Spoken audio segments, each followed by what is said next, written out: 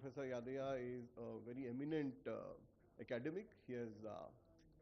He has been in the thing, in the he has been a member of the Telangana Public Service Commission. May I also invite Professor Sri Krishna Deva Rao, the Vice Chancellor, as I informed you, and Ms. Anuradha, the Chairperson of the Andhra Pradesh Public Service Commission, who is here to tell us about a specific case that is really insightful. And that case has been shared with you on your WhatsApp group, so you can please see that.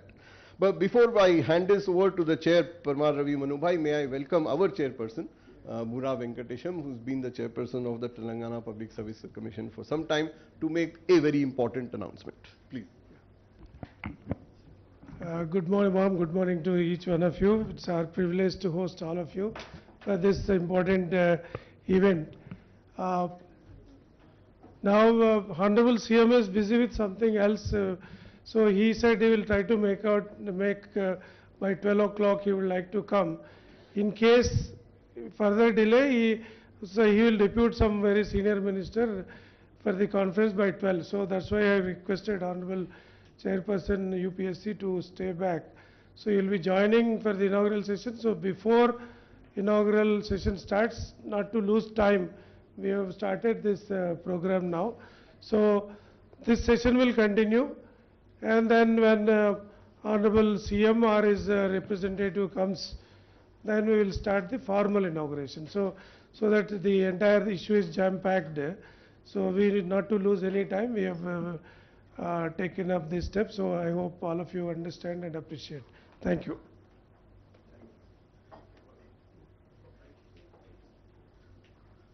Sir, may I request you to take over? Thank you so much. Thank you. Sir,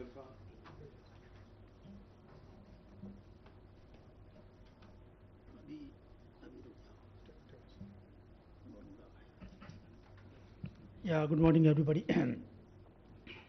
Thank you, Amuri. So, see the panel. We have 4 eminent members, 3 members, the chairman, and we have an hour or so. So, as discussed with all the members, we will have 10 minutes each, starting with Professor Nari, and then Professor Rao will make his remarks, followed by Chairperson Andhra Pradesh. We will make a presentation of around 10 to 15 minutes later on, and the last 15-20 minutes will be open for the discussion. So the presentation in on a case of the Bihar Public Service Commission regarding the 78th Combined Civil Services Examination, which went right up to Honorable Supreme Court, and which may have some interesting issues decided at High Court level and then at the Supreme Court level also, which will be of interest for all of you, may be relevant for all of you. This case was discussed in the national conference very briefly, and again in Tamil Nadu also informally, and many of the members were of the opinion that a formal presentation should be made on this. So we took this opportunity, and we'll try and squeeze in whatever we wanted to say about this case, around 10-15 slides. So we'll start with Professor Nari's comment about this session, and then we'll take it forward. We'll try and complete it within 1 hour. Thank you.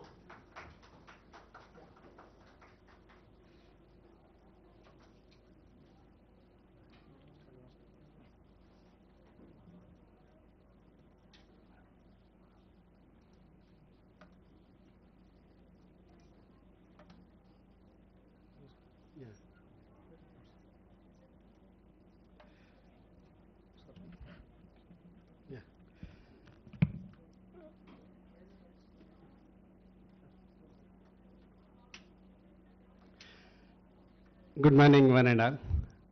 Honorable chairmen from the different PSCs, members, secretaries, and other staff of all other Public Service Commissions.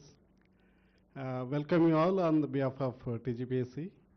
And because of its important of the topic, our chairman has initiated the whole commission, what we are facing day-to-day activities in the litigations. So let us have the discussion among all of us and support each other to bail out the issues. Well, and also I thank all the organizers for giving me opportunity to share some of my experiences. Though of course I am not the domain of the legal, but I am slightly I am associated with the activities that is towards the recruitment process. Just I'll share some of the. Let's see. Okay, it is like swimming in sea, and let's see how we can reach to shore. Well, as we know that the nature of litigations in public service commissions very wide. It's very difficult to count, but however, just to with some extent made into 6 broad type of the litigation that we come across. Mostly, like, of course, they are not limited to this. Mostly, we will come across the litigation and notifications, and that's the reason we feel its notification is very important, that document.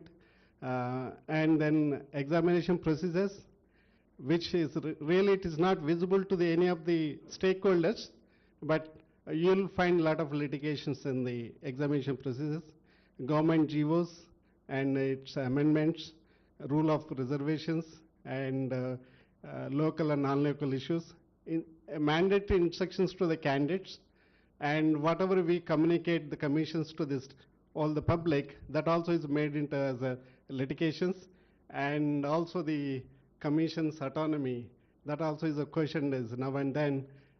Let's see, briefly, just I'll cite some of the examples. I don't like to give a theory on this. Just will quote some of the case studies, what kind of the litigation we have faced, and what are the landmark judgments on each of the issue. First, just let me take the examination procedures. This is really either neither candidates, not general public, not aware of what exactly takes place in the background of the examination. Broadly, it is a 3-stage process: before conduct of exam, during the examination, and post-examination process of it. Okay, so the before the pre-examination, generally we make all the arrangements and planning for conduct of examination. It's wide open. Okay, even that some of the participants are the stakeholders are raising the object litigations of it. It's why this test center, how to generate the all tickets. Even though it is a regular routine process, even that it is the litigations have been raised. And broadly we have the examination pattern is 2 kinds: is a multiple choice questions and descriptive type. So when we make the question paper, either is MCQs or the conventional or descriptive type. So mostly it is rely on the experts, and the in charge of who is the examination process, the control of examiner or confidential member or the chairman. So we have to trust with the experts. The experts are really the quality of the experts is essentially outcome of the quality of the examination. But really, we need to say how best we can track. That's will get the best possible one. But now, when it comes to resources, the resources are abundant. It's not limited. And one of the limitations, the resources are not validated anytime. See, it is wide open to all the resource person to provide the information, but it is not validated or standardized. We take is the experts, whatever is accessible to the resource, he will prepare or generate or create the questions, and then provide the answers to the keys to that. So we commissions would depend on that. So there may be like, no, maybe the different source may be available contrary to that, or maybe that resulted, maybe is a wrong answer, that may result is the multiple answers. And sometimes, okay, in the process of preparing like question paper or like, there may be typographical mistakes of it, okay. So these are all is some of the gaps where we'll face the litigations of it. But anyway, so all the time, so it is the point where we need to all, minute to minute we have to highlight, and in spite of that we'll get, but no other way. To the possible, like, when you are recruiting the commission level, so we expect the result should be, the candidate should be selected is the analytical nature and best possible one. So just for sake of selecting, we cannot give straight away questions or like. So we bound to face the litigations, but we need to like the trade of how best we can formulate this, okay.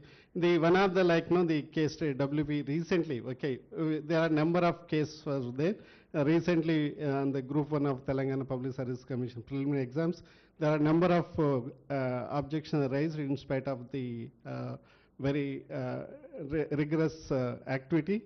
But of course, the judgment has come in like the rule out the based on the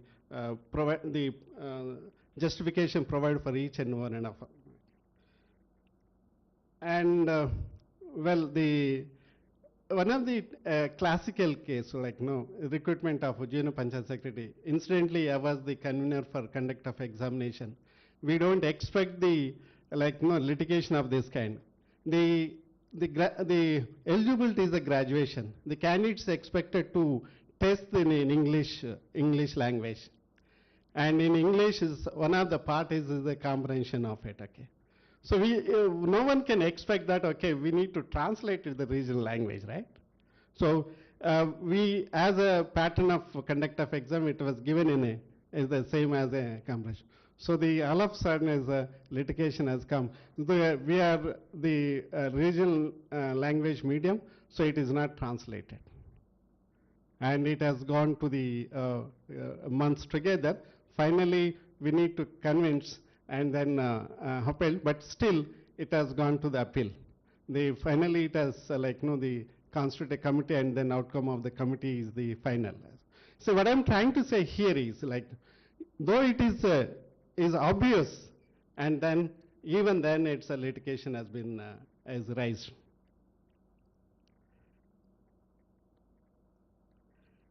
Of course, is a descriptive type of examination. We need to look at the scope of questions, evaluation process. These process we cannot list make it public, because it's more you give it, you have to face more challenges of it. Like generally, it is not supposed to be make it as a public, and then though even in a notification we keep mention like revaluation is not there, will not be entered. Still, we make a litigation. I think there is in the Supreme Court. Okay, there are number of WPs and civil appeals. Pramod Kumar Srivastava and Vikesh Raj Gupta. In the number of the cases, it is ruled that okay, revaluation is not. In absence of any provision of revaluation of answers books in the relevant notes, no candidate of examination got a right to whatever is a claim or ask for revaluation of his marks. So this is a thumb rule, right? Okay. So only thing is we need to without forget mention in the notification revaluation is not there. So we can avoid this litigation of it. And notification, of course, notification is very wide, lengthy document, but there are certain points like still we face like equivalence of certificate or experience certificate. Especially experience certificate is really, it will be given by the different departments are like, it may not be standard. We cannot expect the standard from the different departments. So the equivalence of certificate, like one of the just classical example, post required is the qualification is economics and commerce and mathematics. But a petitioner is like with the BTech qualification, he contended for the post for accounts officer accounts officer like.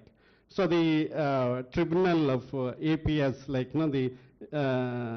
the given concession but permitted but bench has set aside the court. The another is like pertaining to eligibility criteria post of principal. Petition do not have eligibility criteria notify employers, but so in this also is when the rejecting the candidates of petitioner. So this has ruled out the eligibility criteria of the principal. Age relaxation, like and there is a request of the 2 years of overage relaxation for the recruitment AEE, and there was no recruitment. The reason is there was no recruitment for quite some time. Okay, so with that, but it was not considered.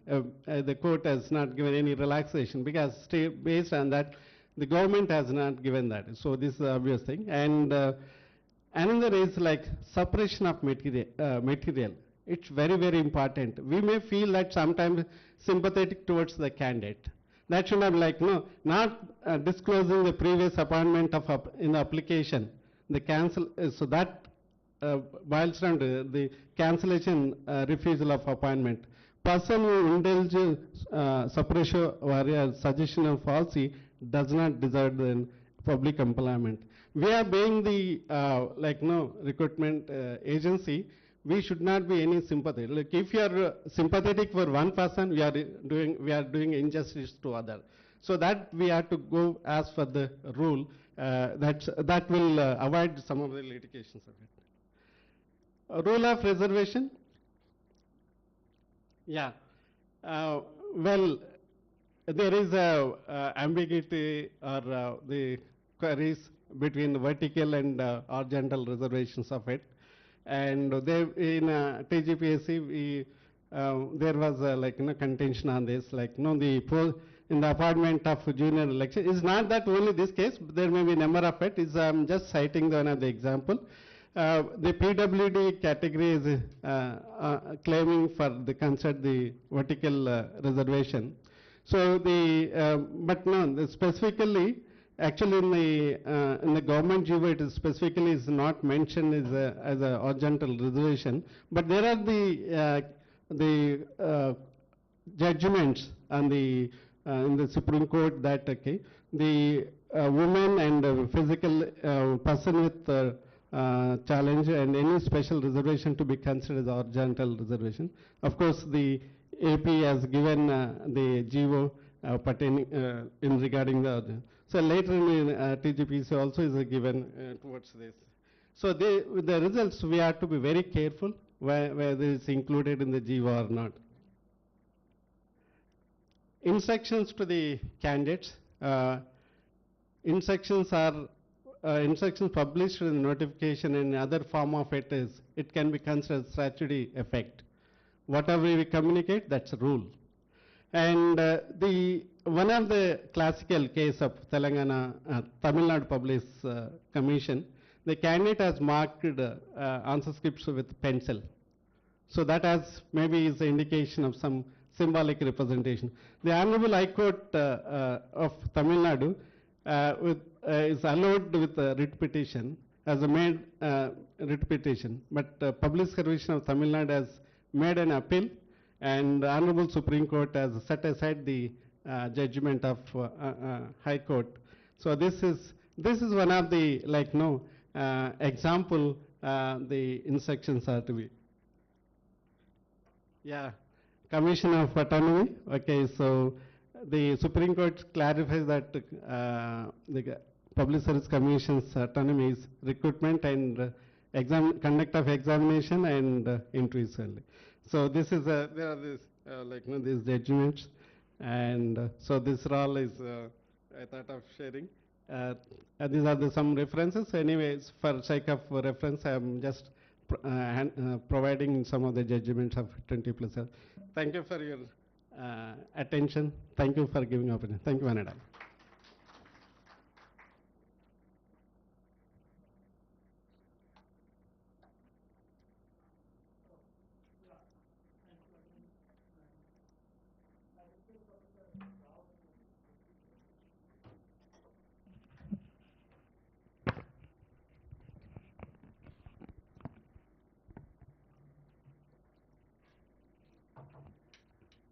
Chair of this session, Sri Parmar Ravi Garu, Madam Anuradha, friend Yadgiri and friends. The nature of litigation and challenges reflects a human crisis. Justice Krishna here, in a very celebrated Nandini Shatpati case, I think most of you may be aware, he starts the judgment with every litigation is a human crisis. It reflects life's vicissitudes. So that's a one phase of a person comes before the court because of several complexities. Litigation, several causative factors. All of us are responsible for litigation, starting with the law, procedure, complexities, lawyers, judges, and all of us. As Yadgiri has pointed out, starting from the notification till the results declaration. Clarity, simplicity, language, that's. So I think that's where the proactiveness of all the Public Service Commission. I'll begin with that and I'll go as a law teacher more than 3 decades and looking at how do we resolve. That's what 2000 was the first, in fact more than even 2000. In fact, many people have said when the common law system originated in India, they have dismantled, the Anglo-Saxon legal system has dismantled the existing indigenous dispute resolution. Mark Gallant, you name anybody who has studied Indian litigation. They have also said long ago, before now we thought about 2000 Alternative Dispute Resolution, Arbitration Act 1996, 2023 is a game changer mediation. I'll come to that. I'll just briefly give a history and overview of litigation. How do we address this? I appreciate Telangana Public Service Commission taking this initiative and I'm grateful to you, all of you have come. In fact, one of the purpose of the Nalsar or any NLU is to resolve and promote justice. That's where all these law schools came. The first law school, Bangalore in 1988, and after 10 years, the Nalsar. In fact, when 1998 Nalsar was set up, that was the time high-tech city was coming up. So we named this city Shamirpet as a justice city. In fact, that's not just a tokenism, but our aspiration. What is that aspiration? We wanted to bridges between technology and justice. I think that is what is necessary. So let me just briefly look at litigation, how do we address. One is that 1999, there was an effort made to amend Section 89 CPC. You know, I think major litigator is a government. 46% litigation government. Sometimes our ego, that's all. Sometimes, no, because we said, मेरा पैसा क्या है? Government का पैसा है. If I am an individual, I'll say, हम बात करेंगे, बुलाओ. That's what is. So that's what this 46% litigation is a government. Okay. So 89 CPC. Amazing. Because that's a reflection all over the world. We have to resolve. No conflict. In fact, I tell all my students, we never thought Ayodhya case will be resolved. Look at that. Changing mood, not just in the Supreme Court, sitting people. 3 mediators went to Ayodhya. Entire mood. Nobody wants. So therefore, that's a trend all over the world, including in India, to how do we resolve it. Section 89 is a landmark, 1999, 2000. In fact, that time we organized a discussion like this. And that time mood of the lawyer is, even the court judge is that, nahi, I am losing my money. Mera paisa jayega, mera adjournments jayega. But now it's changed. Lawyers, judges, everybody is learning the skills of mediation, arbitration, and consensual dispute resolution. So 89 marks 2000 to 2025. That's a long journey. Judicial mindset has changed. Lawyers' mindset has changed. Legal academia, we are all also looking at. So that is the first one. Let me look at. I will not go into much details because we will have a discussion. We wanted to hear both Anuradha ji and Ravi Parmar about their case studies. So notification, exam procedure. In fact, we conduct common law admission tests for many years. In fact, that was the first so far, neither JEE, NEET, several times Supreme Court has said, but it's the first time we also realize CLAT.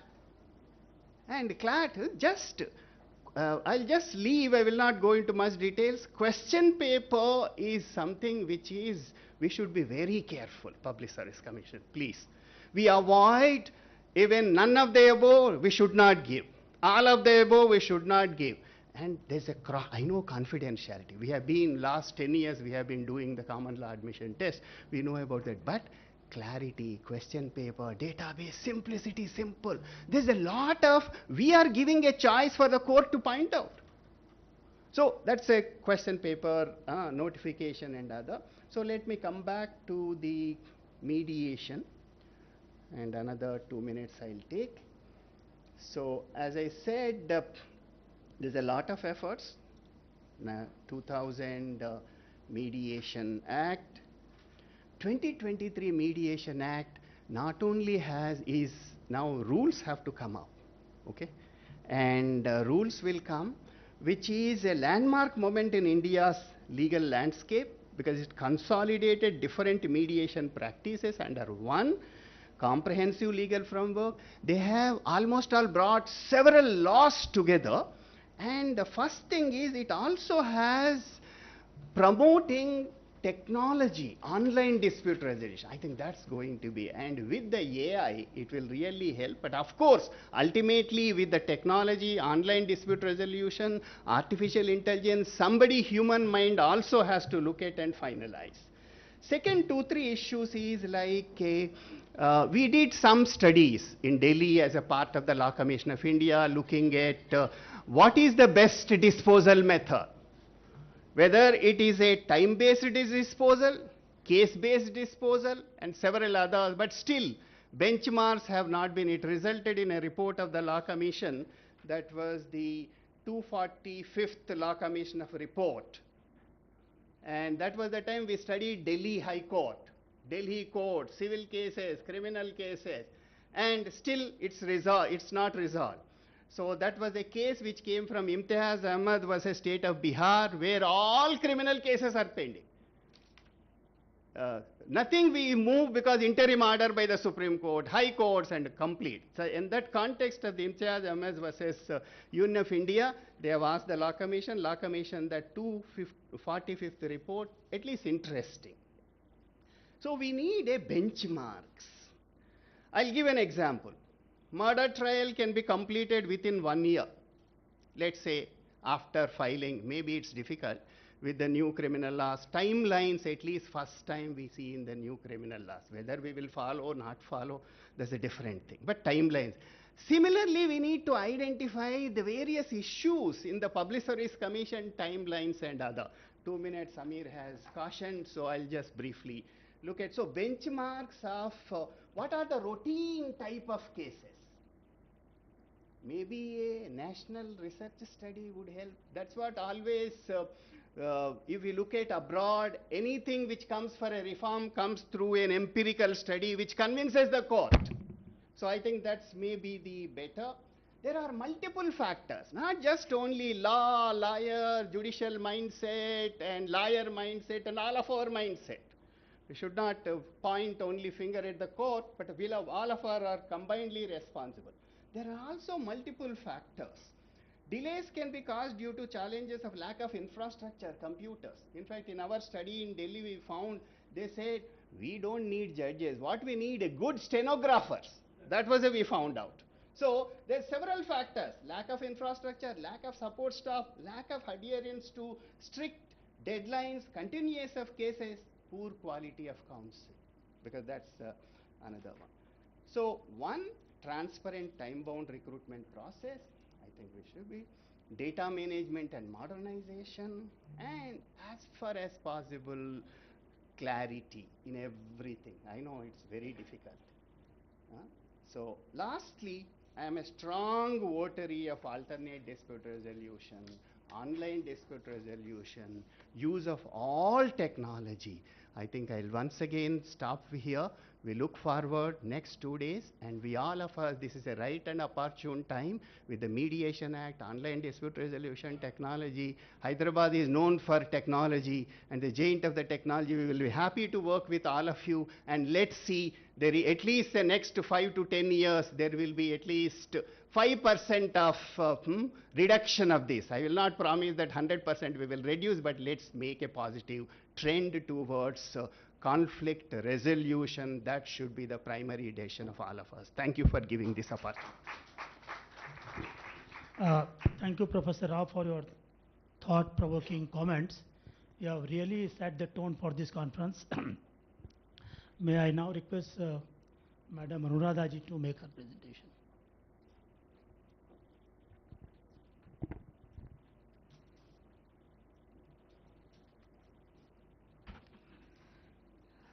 Good morning, friends. This session is on challenges for the public service commissions. I think the first and foremost challenge is to complete the recruitment on time. When I joined as chairperson, a close IAS friend, he said this: Madam, I applied for UPSC and APPSC at the same time. I got into IAS, got married, had children, and after that, my appointment as Group 1 officer came through. So that's the fate of most public service commissions. So that is the primary challenge, completing a recruitment within a reasonable time frame so that you don't really mess up the lives of the candidates. The second challenge that we face is standing councils. Now, standing councils for public service commissions are mostly political appointees.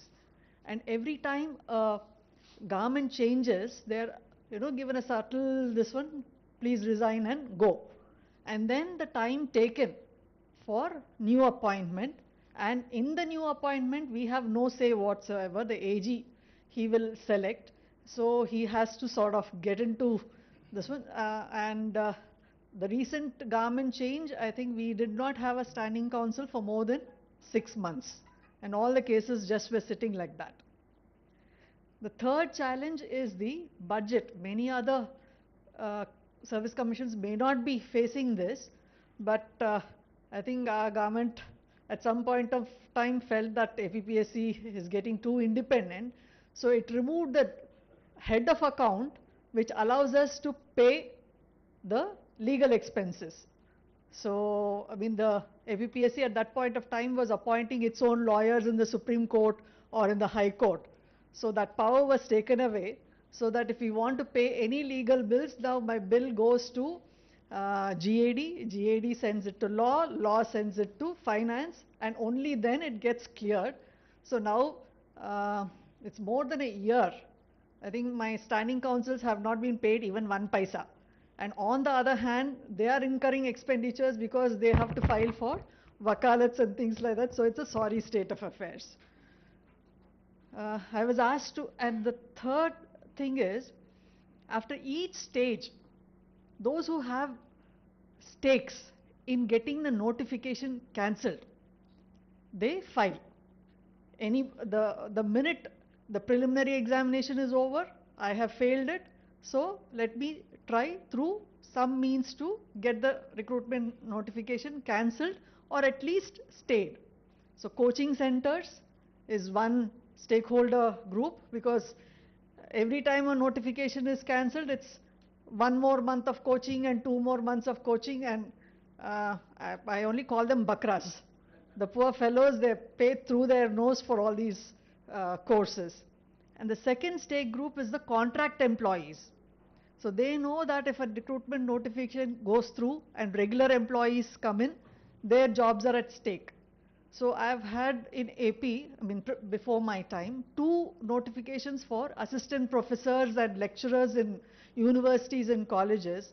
They have been cancelled on some ground or the other. You can always find some ground or the other. And so now all the universities and they don't have enough assistant professors. I don't have enough lecturers who can come and correct my group 1 answer scripts. Massive vacancies, but the recruitments are not able to go through because the contract employees, they try some means to get it cancelled. And the new technique that we have found now is that crowdfunding is happening. The failed candidates, they are on the social media, so they're collecting money to pay the lawyers, and it's huge money. It's not small amounts of money. Like after my group 2 exam is done, there's a whole lot of groups saying that please pay something, we'll employ a lawyer, he will take it right up to Supreme Court. So the crowdfunding for paying legal expenses is going on. So we need to recognize these various stakeholders who are interested in getting the notifications cancelled or delayed. Actually, I was asked to speak about the case study. That case study is actually a reason why we went up to Supreme Court. It's a simple issue actually. There's a GO which says for passing, OCs 40%, BCs 35%, SC/ST 30%. Now the way we interpreted it is that a candidate needs to get 40% marks to be eligible for a OC vacancy, that is an open competition vacancy. So if there is nobody who got 40%, we would carry forward that OC vacancy to the next recruitment. Now what happened was, in a particular recruitment, there was nobody who got 40%. So a BC candidate who got 35%, she challenged it saying that 40% is for other communities and not for open competition, so I am eligible for that OC vacancy. Now single judge agreed with us and said no, you must get 40% to be eligible for the OC vacancy. But then the division bench of High Court, it said the 40% is for the category and not for the post, so you give her the job. So we went to Supreme Court, and in Supreme Court also we filed a review saying that it will create a mess because earlier we have carried forward such vacancies. But then they did not agree. So we went back and we had to implement it. And now we are modifying our GO and our recruitment notifications. We are saying very specifically that if you want to access an open competition vacancy, you need to get 40%, because the OC, it can mean either open competition or it can mean other communities. So we did a little bit of modification there. Amirji, I still have time, or I still have 2 minutes? Another, since we are in Nalsar, I will talk about another case which we lost. Now there's a post, Assistant Commissioner Endowments. A lot of temple lands get occupied, kabja. So they face a lot of court cases. So for that particular post, they wanted advocate with 3 years experience in the High Court. That was the service rule. Now advocates in High Court earn good money. I think nobody was interested in this particular job, so we didn't get many people, we didn't get any people who had practiced in the High Court for 3 years. And nobody got selected. So one person who had a lesser time period, she went to High Court. And the High Court held that advocate practicing in High Court means advocate practicing in High Court and in any of the courts subordinate to it.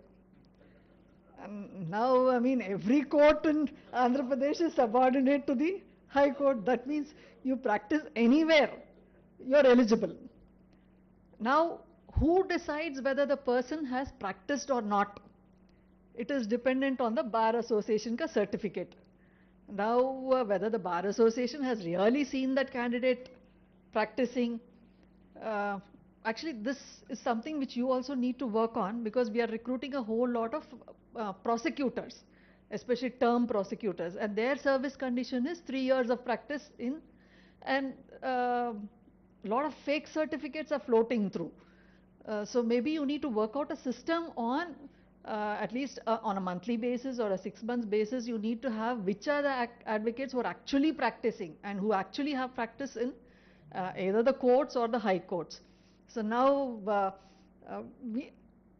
the department is going back and changing the service rule. It says advocates with 3 years of practice only in the High Court of AP. So precision in language is probably very, very important. We had another recruitment notification for deputy education officers. Now they said BA, B.Ed, MA, post-graduation, everything. Once we read through the whole thing, we found that MA education is not eligible for a post of deputy education officer. Then it involved a lot of correspondence up and down and said, how can you say MA education is not eligible and a BA economics is eligible, BA psychology is eligible. So the equivalency of degrees is again a major problem. Another interesting case I will quote, meritorious sports person. Somyajulu Gari judgment. Who is a meritorious sports person?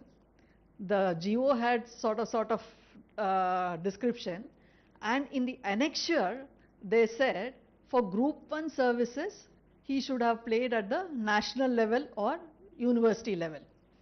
Now the judge looked at it and said the dog should wag the tail should not wag the dog.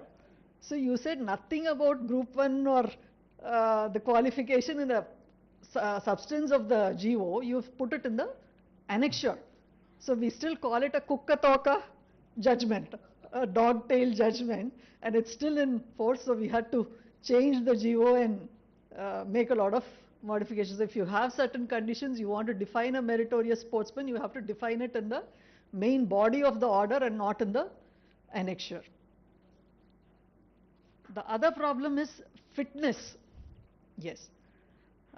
We have time for the next 2 days, so thank you for giving a patient listening to this. Thank you.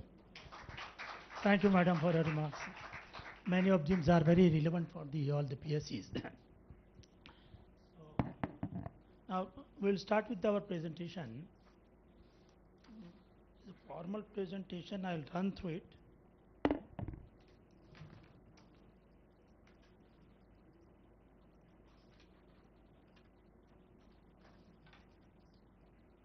Be around 15-20 minutes, Samirji.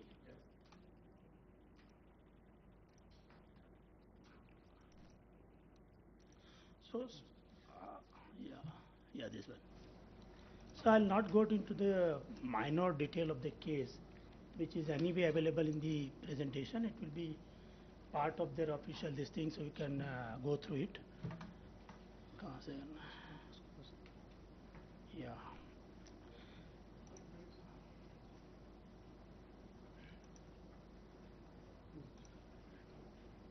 The next one. Yeah. So this examination, particular examination, attracted a lot of attention of the students, coaching institutions, local teachers, social media, even political parties also. Mainly because the number of vacancies is very high. Normally the vacancies used to be in the range of around 500 to 600, but last year it was 2035. So people thought that it's a golden opportunity for them to get through in the class 1 and 2 examination in Bihar. For last 4 or 5 years, our recruitment is really very regular. Every year we have this civil service exam, mostly in the month of July and August and September. Last year it was held in December. This year we are organizing it in September. So about 5 lakh candidates applied for this, and in spite of the huge number of applications, we decided to have single shift, single day examination. Why I am mentioning this? Initially we had thought that if the number of applications are large enough to organize this into 2 shifts, we will go for a 2 shift examination. with normalization applied for the result preparation. Now this also has a background. About 3-4 months prior to the advertisement, a huge agitation has taken place in UP on this very issue of normalization. And because of the large agitation, the UP PSC had to abandon the idea of applying the normalization. They said we will have single shift examination for the civil service examination prelim. As soon as we conducted the examination on 13th, and even prior to that also, many rumors had started spreading, mainly about normalization. They thought that because we had mentioned in the advertisement that our examination can be held in multi-shift and on multi-days and different days, student interpreted that commission will go for normalization anyway. This is an excuse for them, and in spite of agitation in UP, the Bihar Public Service Commission has determined that they will go for the normalization. This is what they interpreted. And of course, the coaching institutions, local coaching institutions, some celebrated gurus, teacher, and social media also fueled this rumor.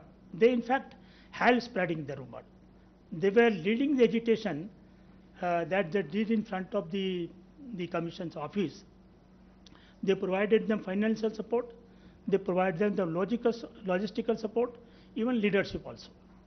Couple of teachers who were come from all the way from Delhi, they were arrested on the day of the agitation. So in spite of commission clarifying the factual position, some of the leaders of political parties and the influence and coaching institutes, mafias, gurus made baseless allegation about normalization on media and social media platform for their, of course, political and selfish interests.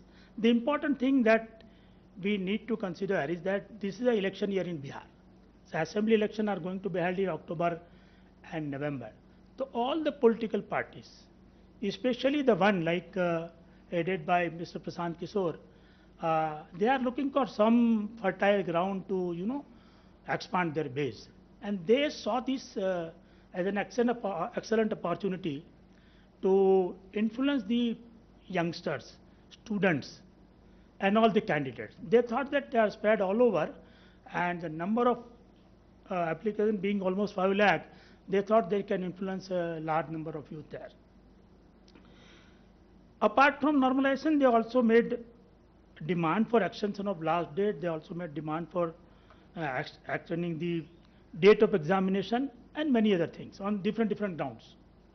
But these were small issues.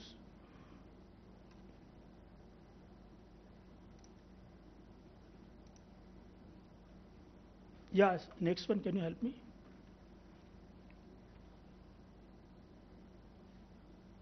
Yeah.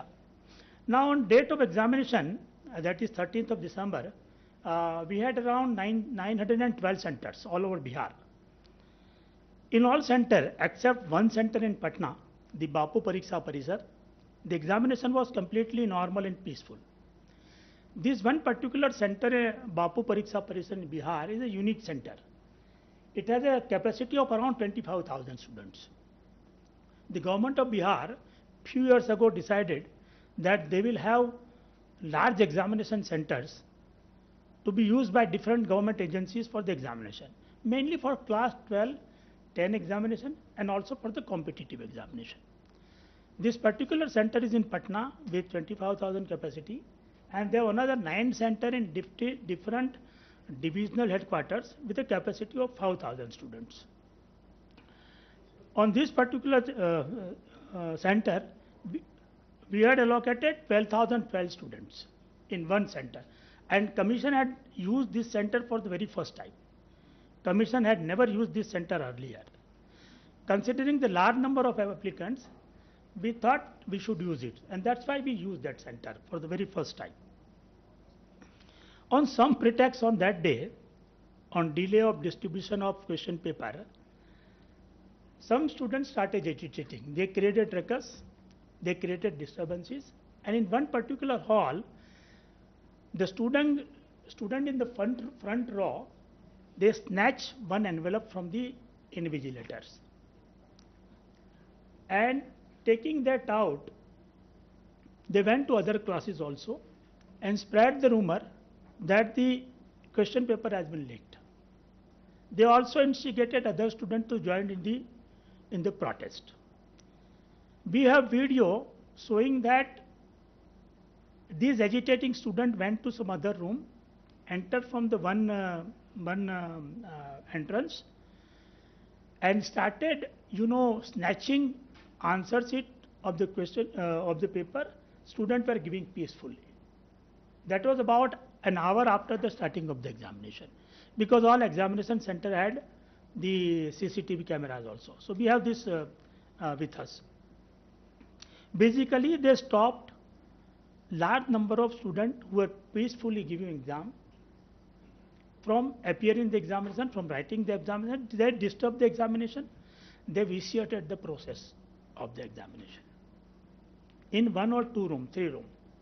After that, they came out in the corridor, they went to the complex, and also over the fence, over the boundary wall, and handed over that question paper that they had looted from the invigilator to their accomplice who were standing outside the boundary wall, who took the photograph. We have video of these also, taken by some social media or some news agency.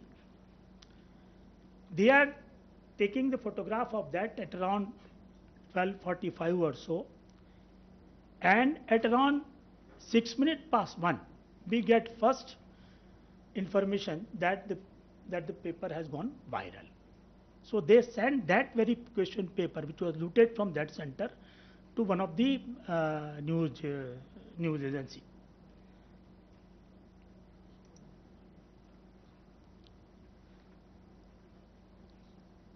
So immediately after this, because many people were interested to postpone this examination, so the mafias, the student leaders, and the teachers, they started protesting, alleging that the question paper was viral on social media. They started demanding cancellation of the examination at all centers, not only on this center. By 3 o'clock, the exam was between 12 noon to 2 o'clock, the 2-hour exam. Around 3:34, we got messages from all the district magistrates that the exam in their district was peaceful in all other 911 centers, except this very center. So during the course of exam only, I had requested DM to proceed to the center. He, along with SSP, went there. He took the situation in his control, allowed the students who were peacefully appearing to continue their examination. Almost half of the students out of 12,000, around 5,500 students peacefully gave the exam on that center also. And they submitted their answer sheets, OMR sheets. Considering 2/3 students who actually appeared in the examination, out of 12,000 students, we are expecting around 8,000 students to participate.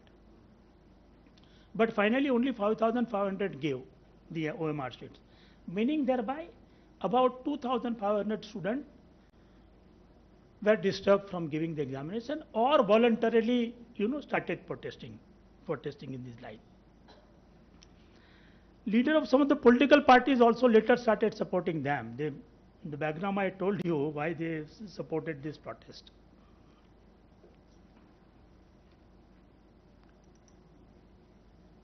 Now, Commission's response. So see, on that day, Commission has only few CCTV footage and report and clips of some social media. Also, we had asked DM to submit a report. He gave an oral report to me, and also later on written report also. We sent a team from the Commission's office to this center and see what had actually happened. So on the basis of all these things, the Commission decided to conduct re-examination only at one center, that is Bapu Pariksha Parisar. Not because it was disturbed, but because we had proof clearly proving that many of the students were stopped from giving the examination, though they wanted to give. For no fault of theirs, they were obstructed from giving the examination. So that was the very reason why I decided that we will have re-examination on the center. Apart from that, we had this proof also, students snatching the question paper and going out and viral, making it viral. From all other center, we gave a peaceful report, as I told earlier. The agitators with full support of local coaching mafias opposed the commission decision. From the very first day, they wanted the exam to be postponed. They also wanted that we extend the date. On this day, they said, no, we don't want re-exam on this center, we re-exam on all other center. We said, give any proof. There was no complaint also from the student. We said, you give any proof and we'll consider it. We waited for 3 days. The exam was on 13th of December. The full commission took this decision on 16th of December. By that time, no public media, social media, or any of the candidate had submitted any proof about anything untoward incidents in any of the center. They also started making baseless allegations, large number of allegations, they started making without any proof. And in spite of the tremendous pressure on the commission, we stood our ground and we said we have nothing on record which warrant re-examination in all the centers. So why we should punish roughly 4,70,000 students for the fault of this, a few, maybe a dozen or so students. By the way, later on we identified about 15 students, around 40-45 students. We issued so-called notices to them. Out of 13, we debarred them for 5 years, 3 years, like that. Meanwhile, during all this process, the agitators started spreading rumors. They continued their protest unabated. They started organizing dharna, Patna Jam, Road Roko, Bihar Band, Bhuk Hartal, like that. They kept this issue alive because the local popular coaching institutions were interested. They kept this issue alive. Now legal battle. So we knew that this will be challenged in the court of law. So the commission's proceeding of 16th of December, we had given a detailed reasoning why we went to this, why we took this decision. That this decision had two important aspects which will be challenged all through. One, the examination was to be conducted, re-examination was conducted on all the centers. Why you did not consider that aspect? Number one. Number two, if you go for limited examination at one center, will you have a new question paper? And if so, whether you go for normalization or not. So the demand which they were opposing, they now started demanding that if you go for a new question paper, you go for a normalization also.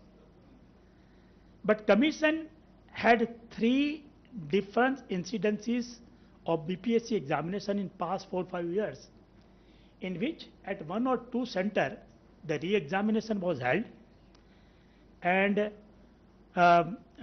we took the re-examination with new question paper and without going into normalization process. We said no, because it is a forced re-examination, we cannot have a normalization because the sample size is totally different.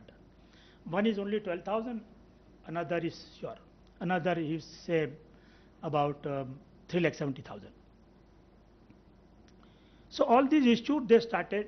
In addition to that, they started raising this. But these two are the crux. These two issues were very important. We knew that this will be a challenge in the court of law. The commission gave a detailed reasoning on 16 December itself, in the proceeding itself, that why we took these 2 important decisions.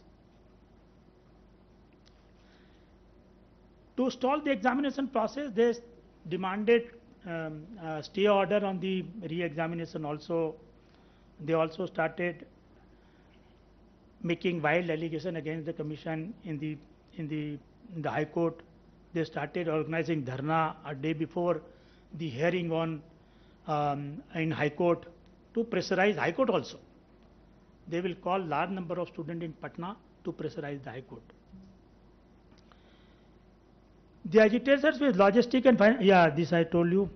In routine way, they spell the wildest of the rumor, falsehood through exams, daily updates on social media. They started giving bulletins every day.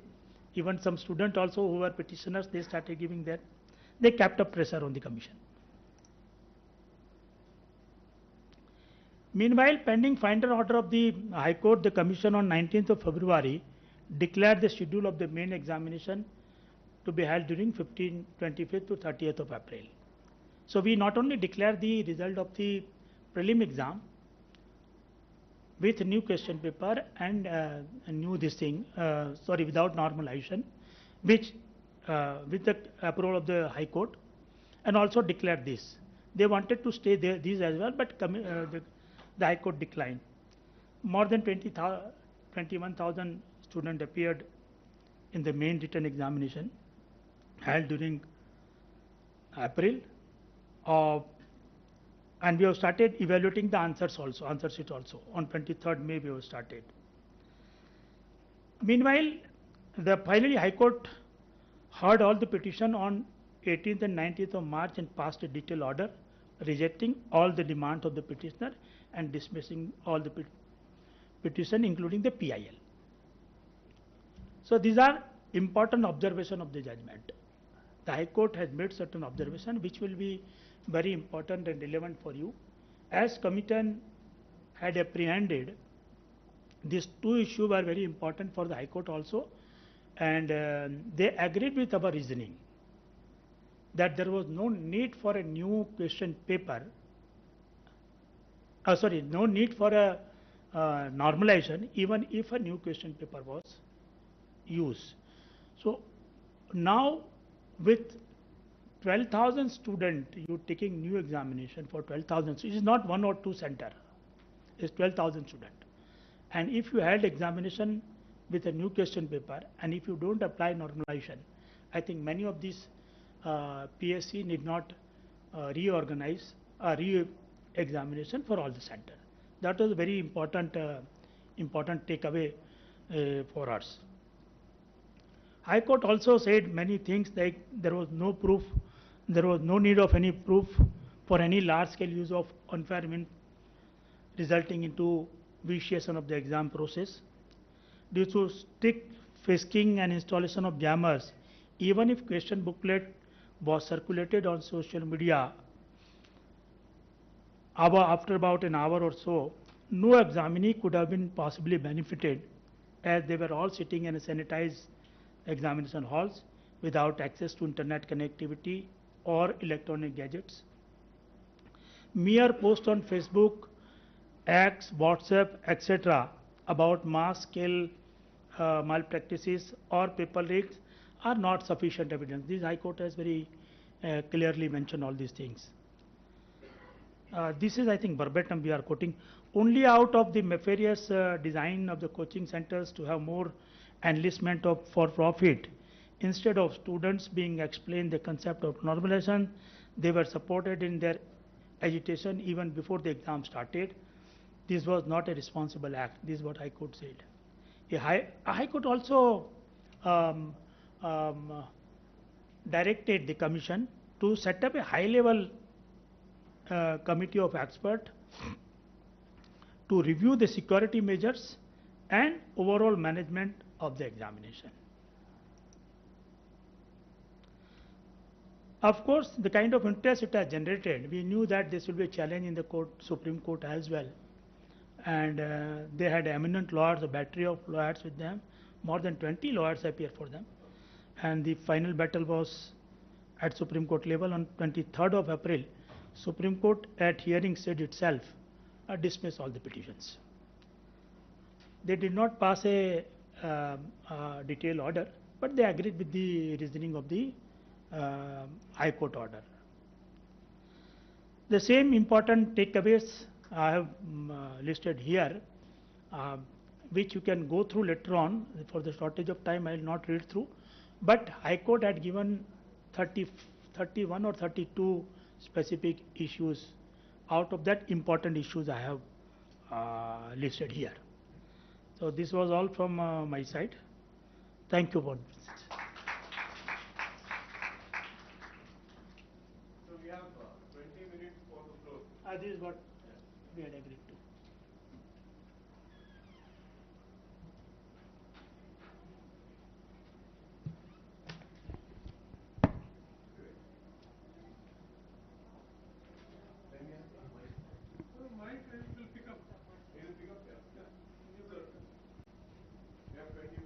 Yeah, sure.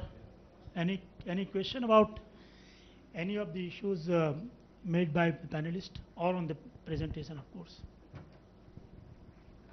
I think if there is no other points to discuss, I think Madam had to cut short the discussion, so she can add something. Yeah.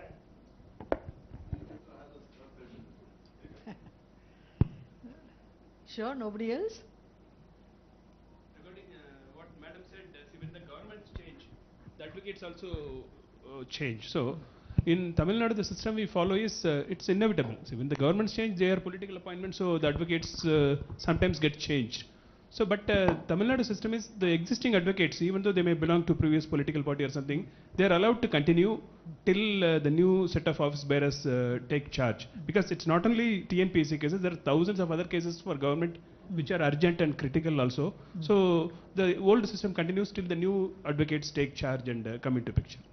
They are expected to, but not all advocates are that committed, and especially if they are not paid and the pay is not coming through and they have to incur costs. So when I remember one ACF recruitment, where the case came up onto the court, there was no representation from APBSC. So that particular batch had to wait nearly 7 months, and then they went to Supreme Court, got orders from there to the High Court saying that please finish the hearings fast, and only then the case got resolved. So the advocates also, they lose interest, and there is no stake in sort of keeping track of when the case is coming up for trial and appearing there at that point of time. That if the transition is as fast as possible, it is good. In our case, we have our own panel of advocates, commissions on panel of advocates. Yeah, we are lucky. I mean, Bihar also, Yeah. we have our own panel of advocates, about 20. We can add or remove any panelist. Also has a panel of advocates which we appoint, of course in consultation with AG informally or formally, and we can also appoint private advocates at our own convenience depending on need to need basis. Absolutely. We have this freedom. The advocate on record who was informally engaged by the previous government has not been paid for the past 2 years. Supreme Court mein. She keeps asking, ma'am, please get my bills. But they are paid by cleared. government, or the commission pays them? The Like in our case, we pay. commission was supposed to pay them, but since the head of account was removed, we are no longer in a position to Okay. pay them. And then when we send it to government says, no, you should have appointed the government AOR. You have no powers to use her services, so it's still going up and down. Actually, payment to advocates is a very common problem for all departments, because they sometimes even for the smallest advocate they may charge 350 rupees, 250 rupees per case and all, sometimes in different kind of cases. So it becomes difficult to process these bills and other things. And every time, as Madam said, the order goes up to HOD or somebody, then they have to verify whether the case has been appeared and whether the name of the advocate appears in that particular cause list or something. So all those verifications take a lot of time. So then finally, when the governments change, it even meets a bigger problem for the advocates, because the interest is lost. They lose their office, so nobody to follow up on their behalf. So it became a very big crisis in Tamil Nadu. The old advocates, they put cases before High Court, and High Court took this very seriously, and because some of them are not paid even for 10 years, 15 years, just by oversight. It's not because of lack of money or budget, but paperwork was not done properly. Sometimes records are not there. Where is the proof that you appeared 10 years back in some case? So then High Court got really very annoyed in the good sense. So and they said hereafter find a new system, so that these people are paid then and there without waiting for all these hassles of bringing it up to the highest level in government and all. And they gave about 6 months time for us to settle all the pending bills whichever was presented before them. by the advocate. So we made a special drive, and then government has delegated it to the bottommost level now. So even AG is authorized now. AG has become a HOD, so they have authorized AG to pay the bills then and there for most of the cases. So it doesn't even come to our administrative departments. Okay. See, we have a different thing, See, we have the freedom to do in I belong to Kerala Public Service Commission, See, what the issue raised by the madam, we do not have any such problem there. So we have the freedom to appoint the legal retainer. We call it as a legal retainer, and the government never interferes in that. So we have the freedom to do that. Even if the government changes, even if the whole commission is also changed, there is no problem. We have the freedom to retain the legal retainer there, and we have the freedom to that, and the government won't interfere in the budget matters, isn't it? So we have the freedom to do that. So in that matter, for us, we are so blessed in that way. But it works the other way around. So the previous government paid about 2-3 crores to a particular advocate for one particular case. So that sort of misuse is also there.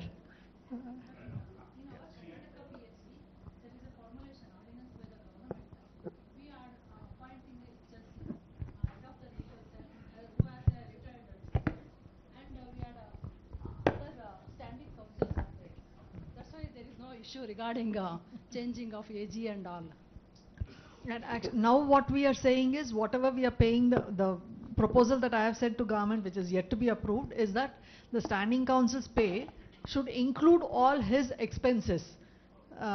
His pay includes his expenses, so that he doesn't have to bill for every 5,000, 10,000, and then it goes through.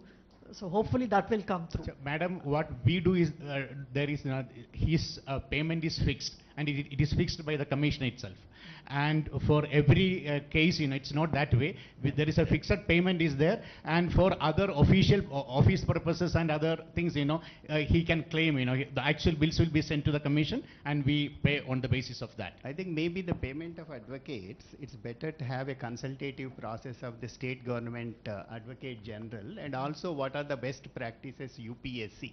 But generally in the educational universities, we will look at UGC, how they have a legal retainer system, and then all of us, we will look at maybe in that process, UPSC state advocate general's participation will help. If it is necessary, a comprehensive best practices can be taken from the Ministry of Law and Justice. There are also overall, so I think that will create a uniformity. Of course, it depends upon the experience of the advocate, nature of the case, several others will be there.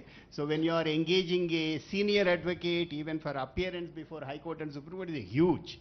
So that classification of disputes and the lawyers and best practices, UPSC may be a better, whatever they have, that can be discussed, but participation of the Advocate General of the state would be better.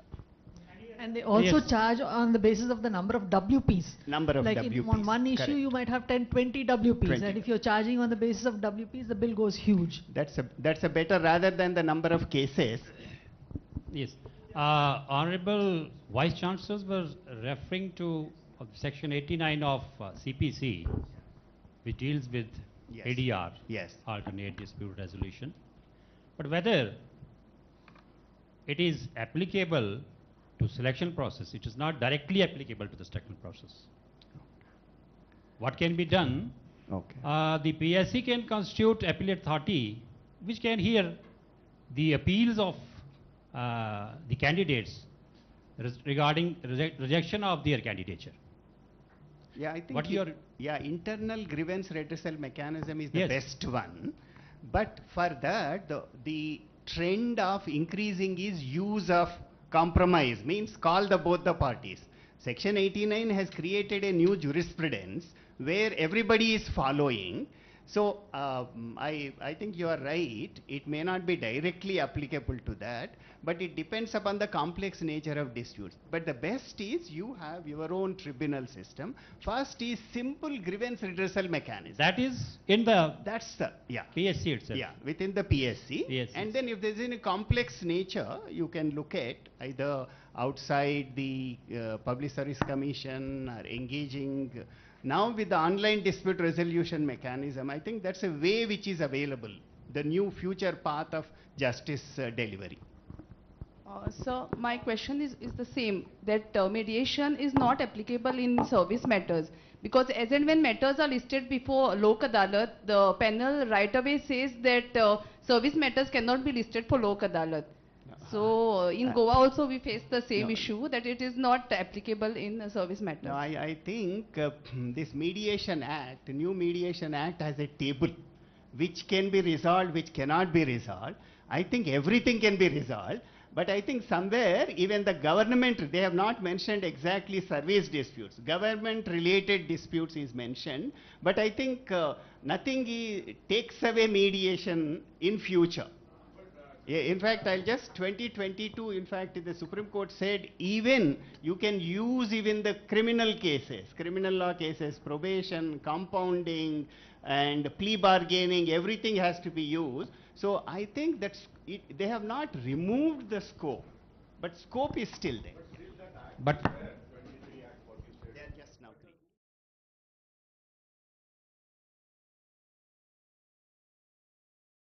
Always PSC has to frame those Absolutely. under the rules.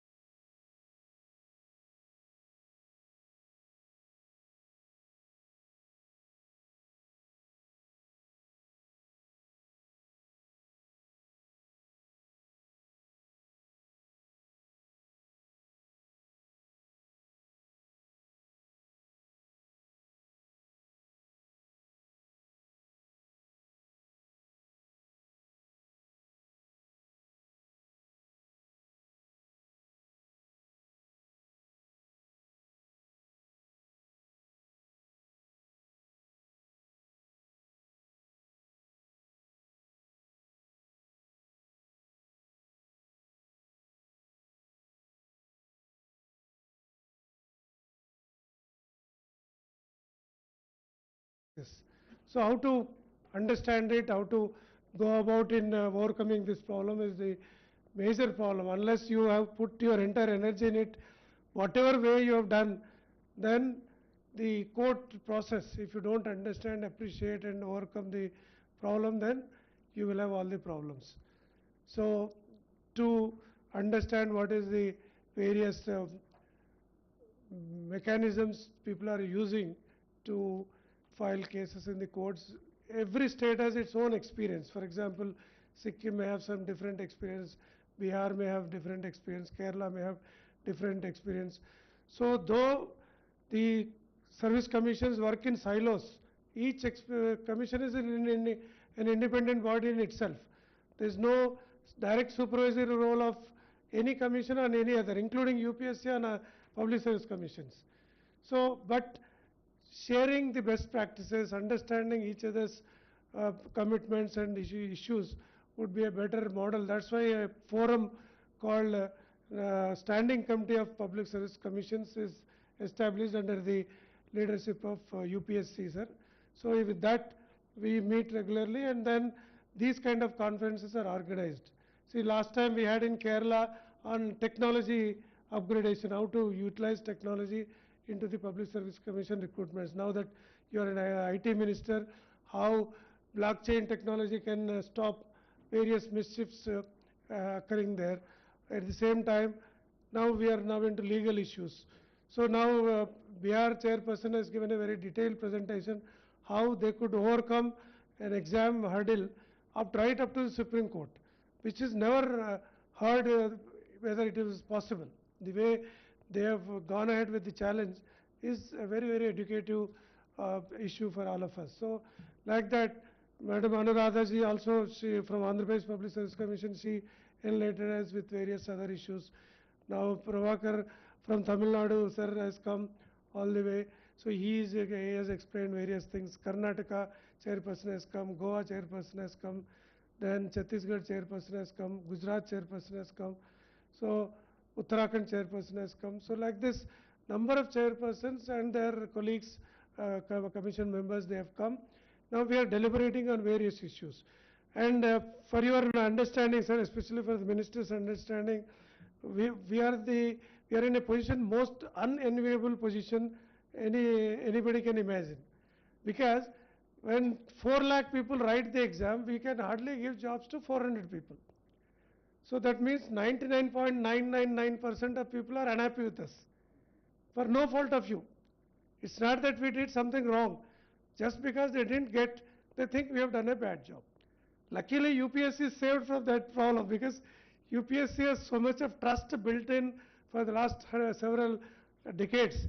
So nobody dare to say that UPSC has done a bad job. So everybody will say, it's my fault. They own up the responsibility than putting the blame on the UPSC. Whereas in state public service commissions, more so in Telugu states, it has become a habit that anybody who is not getting a job, they think some gafla must have happened. That's what they always say. So, in fact, recently after we have given group 1 results, those people who got less than, say, 20 marks in all 6 papers combined, they are sitting silent. But some expert claiming to be a coaching center person or somebody say how anybody can get 20 marks. The person who has got 20 marks, that person knows, because he gave white papers in few exams. I have seen personally as chairman why anybody is getting 0. Complete white paper some people have given. Not even, he has not written anything, not even a line. Even crossing the page also they have not done. So how can I give him 5 marks, 10 marks? Not possible. So this, others they don't understand. So these kind of challenges we have. So Nalsar being one of the biggest and most known, most respected institution on legal education, so we wanted to partner with them, and with this collaboration of Telangana Public Service Commission and the Nalsar University. So we wanted to bring in this legal education, and also we wanted to build a repository of all court cases, of all commissions, so that we can understand the total area of domain expertise, so that suppose some, say Uttarakhand wants to have some case study of some, say, normalization. So suppose if he checks in within his commission, there will be very little knowledge. But if you check up with thousands of cases of all public service commissions, plus court cases in staff selection commission, plus in other recruitment bodies like recruitment boards, so then good knowledge base comes up. So that kind of repository of knowledge we wanted to build up. So with this kind of effort, in future we'll be ready to get the overall understanding of any court cases filed anywhere, and we will be working shoulder to shoulder with our fellow commissions, so that we can come up with a positive results for the number of students who are waiting for quick results and also quick appointments. So with that idea, this conference is organized. So though we could not inaugurate in scheduled time, but not to lose time, we have started the conference with the permission of both the chief guests here. I have taken permission from Honorable UPSC Chairperson and also Minister Sir. So we have gone ahead, and 2 sessions are already over. So this time, if with your abundant knowledge on public affairs, both of you, if you can enlighten us how this happens, how we can overcome, and how to give best service to the people who are looking up to us. Thank you very much. So now I request our VC Nalsar to give his welcome address.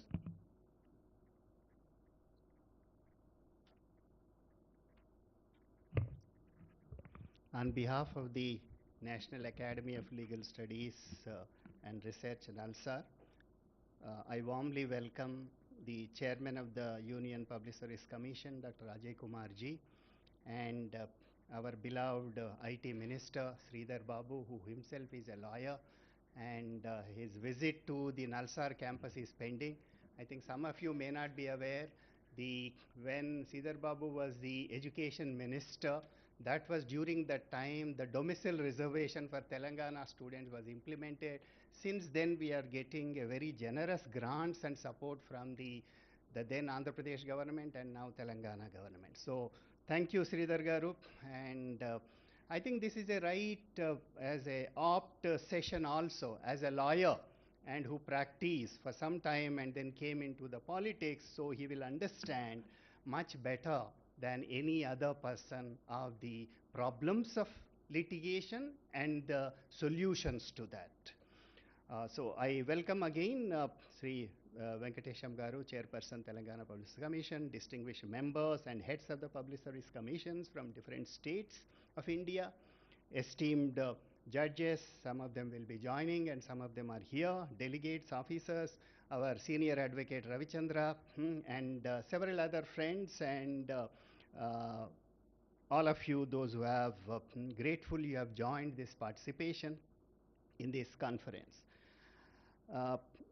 Public service commissions as constitutional bodies have an enormous responsibility of recruiting and selecting the right talent. That's a great job, and we were looking at sometimes if you miss the timeline, we were just narrating, I think if you miss even 2-3 years, the young aspirational youth will be missing their lifetime achievement. So therefore, this is a great onerous duty of identifying and recruiting and selecting the right talent. However, in the recent past, litigations have surged across domains, specifically issues relating to reservation policy compliance, cancellations, normalization issues, and rule change challenges. They remind us that every procedural innovation must adhere to procedural fairness and transparency. It's not just law, it's a basic principle of natural justice, openness, transparency, fairness in procedure.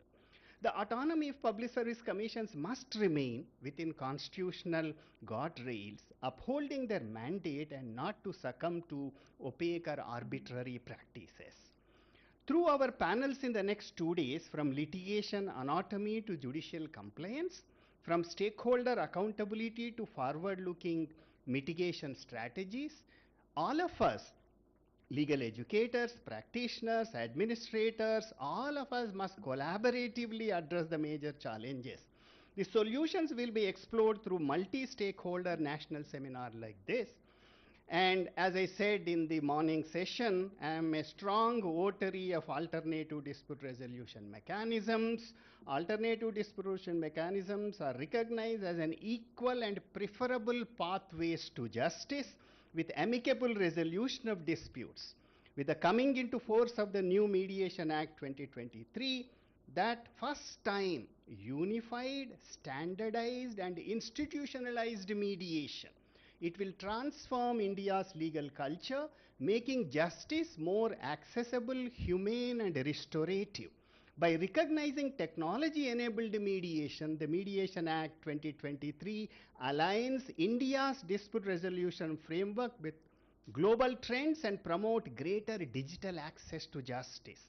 I am sure we will be learning a lot at the end of this 2 days conference. I would like to thank Telangana Public Service Commission for collaborating with us. We look forward, all of us working together, creating best practices and solutions, and we will continue to interact and learn from each other. Thank you. Thank you very much, Krishnadeva Garu. Now I request Honorable Minister to give his valuable address.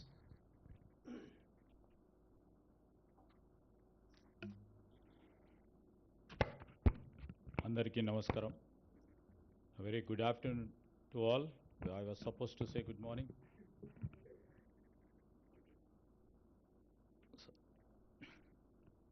Revered UPSC Chairman Dr. Anil Kumar Garu, Ajay Kumar Garu,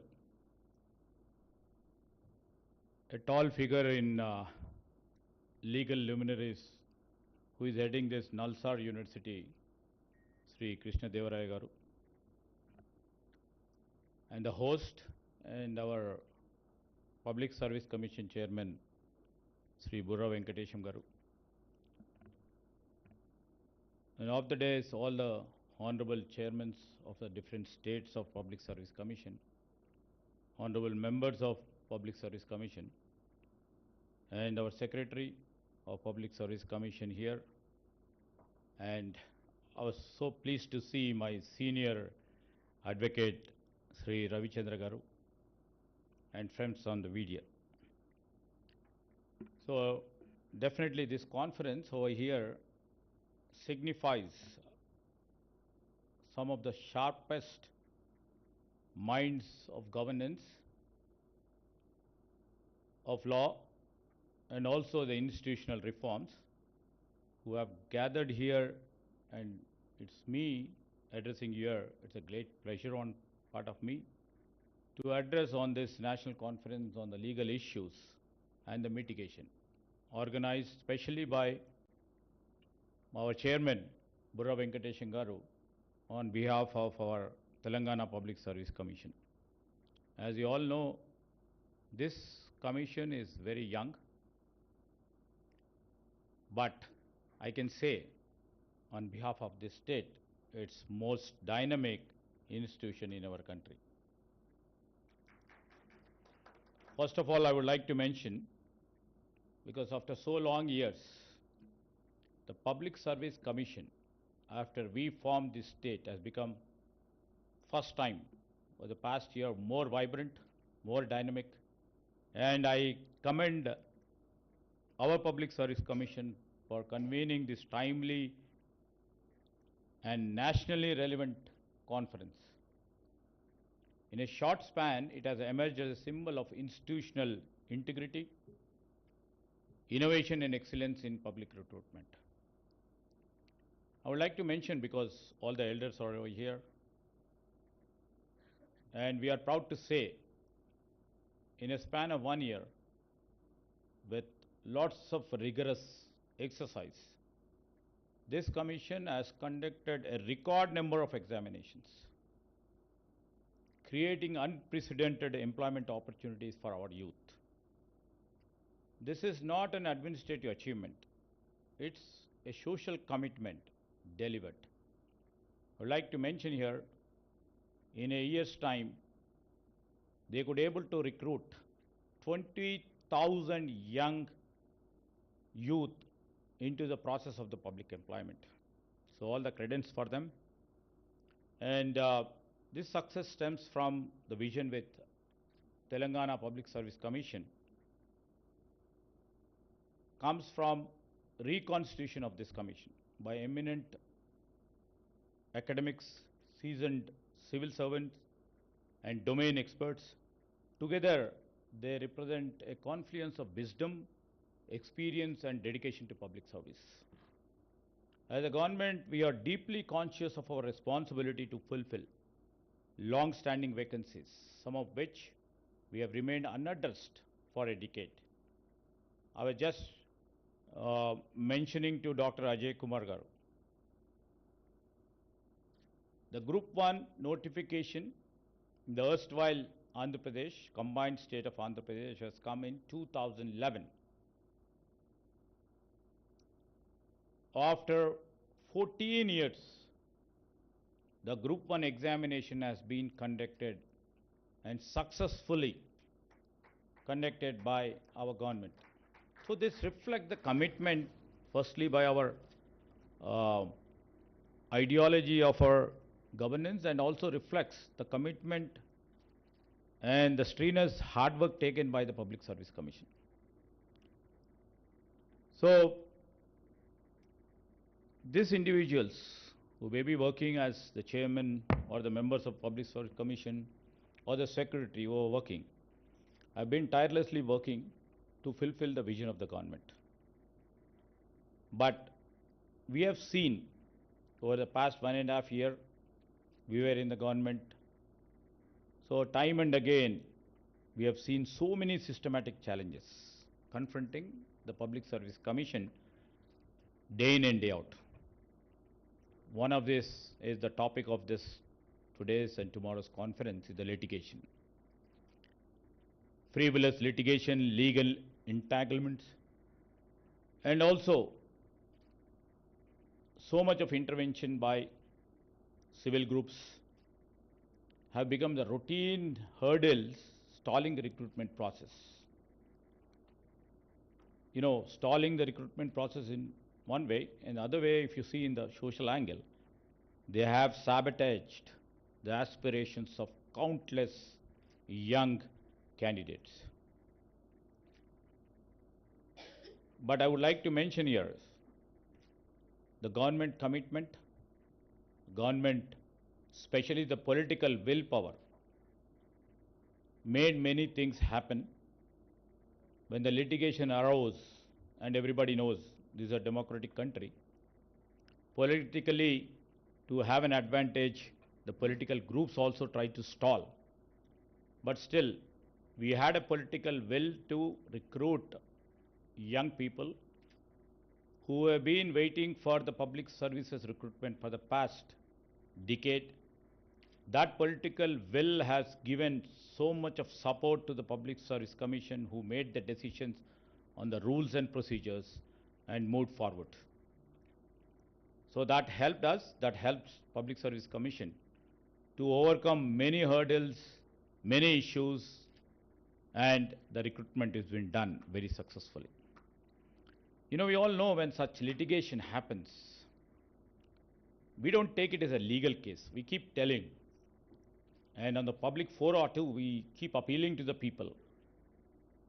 You know, it is not about a legal litigation which is stopping them, but if you look at the social aspect, it is a real story of a young aspirant, a household waiting for a stability, a village hoping for a representation in the process of coming into the public service.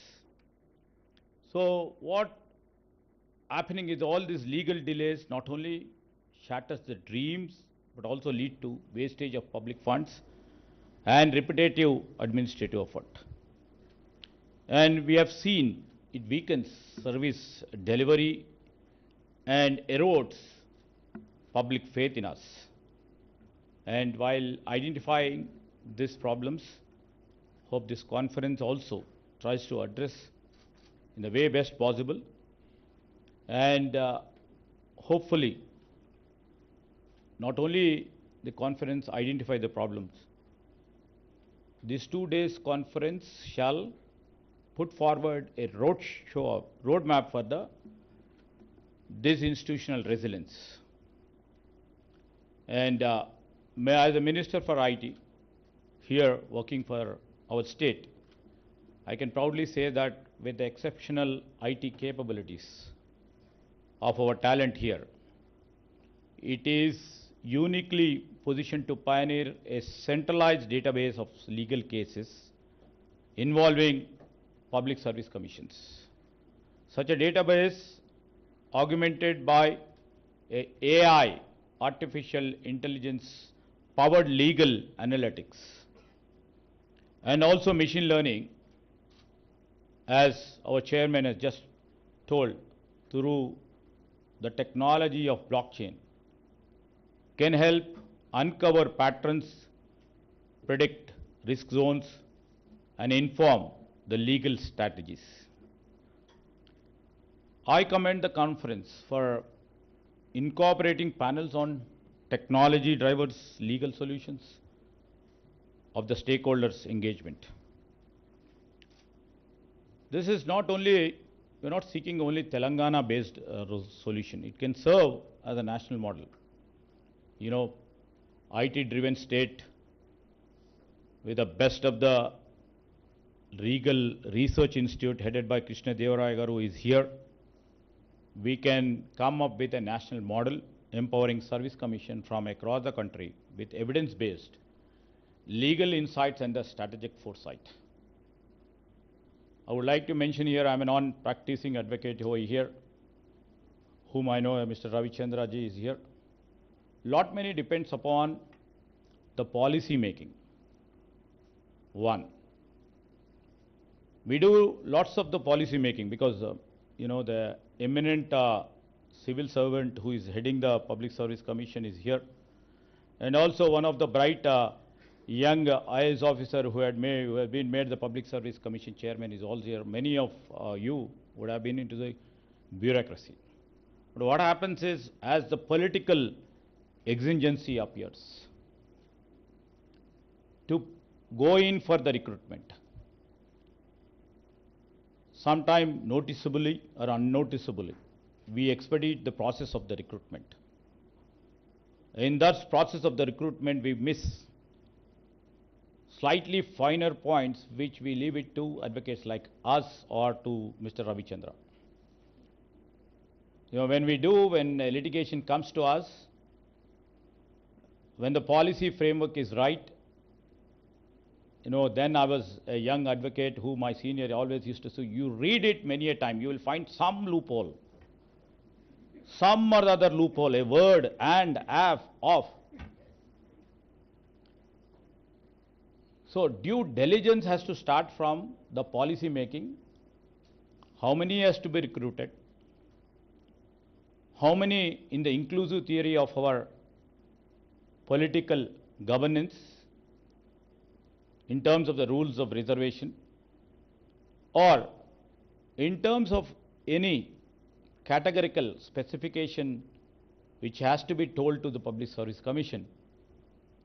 It has to be specific, it has to be very clear, but still, you know, courts are there. I am telling not as a lawmaker, but as a advocate, I can say that the best of the policy or best of the theory you come up, we can find some fault or the other which infringes the basic principles of the Constitution, which infringes the natural law, theory of law of justice. So, or even though there are too much of, you know, caution and precautions taken place, but we have to see the litigation has to come down. As rightly told by Burra Venkateshan Garu, how data can be helpful. How data led by through technology can be helpful. Now, the cutting edge technologies like artificial intelligence can play a greater role while coming into our legislation too, and also while you specify notifications for different governmental posts. So this data can be helpful, that can be analyzed, processed by the greatest technological engine AI, which we have to embrace and integrate into our process of administration. Until and unless we embrace and integrate these technologies into your administration stream, these things will be conventional. This technological input or technological help will help Public Service Commission to come up and lessen the litigation. We can't say no litigation will be there. Somebody may say, Burra Venkatesham Garu doesn't want to be made as a Group 1 officer. He can go on that. Litigation keeps coming, but education ultimately, whether it stands on the court of law or doesn't, is different. And I would like to mention here that many a time I keep seeing, because as a public representative, I keep calling Venkateshan Garu and our secretary all the time. So many issues keep coming up. They try to highlight what basically has happened in this policy formulation. On that premise, people are coming for litigation. And many a time, they were very, very strict enough to show the transparency of the institution. They safeguarded the integrity and the dignity of the institution. Most of our, I think Public Service Commission has a name altogether in all states that they stand for integrity, discipline, transparency, and true, and everybody in UPSC stands as an ideal commission. And I don't go with Mr. Burra Venkatesham's theory. Even in UPSC too, people who don't get into the Group 1 or Group 2 or the main services, they also try to put forward, that there is some issue in UPSC. The human element, the human psychology is that. Let's not fear. We, as you are going by, with lots of sincerity, integrity, and transparency, these commissions are doing a great job. And this exercise of conference of getting down or cutting down the litigation and part of Public Service Commission, where you are spending your energies, spending your resources to counter them. And we have a institution, and we have a one more organ in your department as well as in our state governments of law department.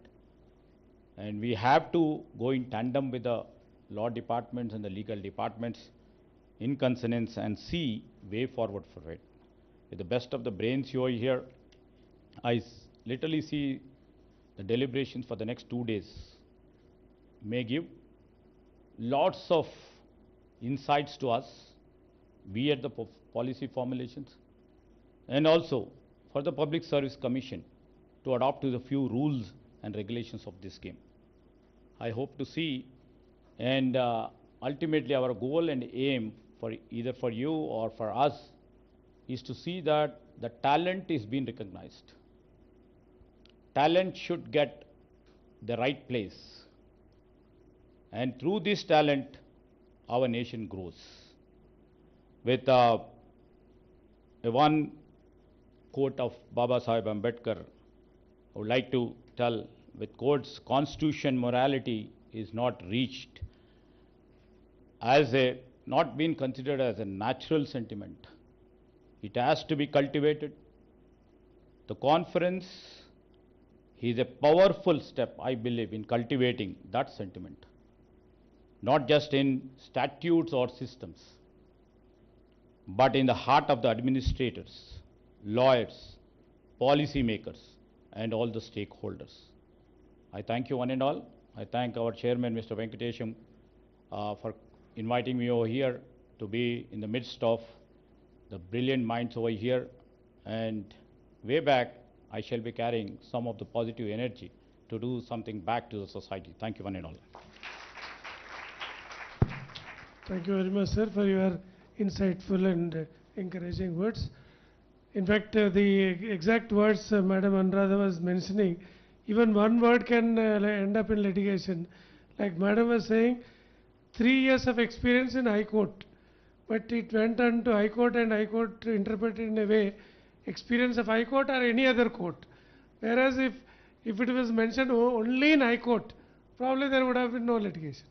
So that only in High Court was missing, so it became a case for arrested endowment officers case. So something like that. So if you keep on reading, somewhere somebody who would like to delay will get a lead. So if you wanted to learn from each other's experience, all these practices, sir. So now I request Sri Ajay Kumar ji to enlighten us how these things can be handled and legal mitigation can happen in times to come. Thank you.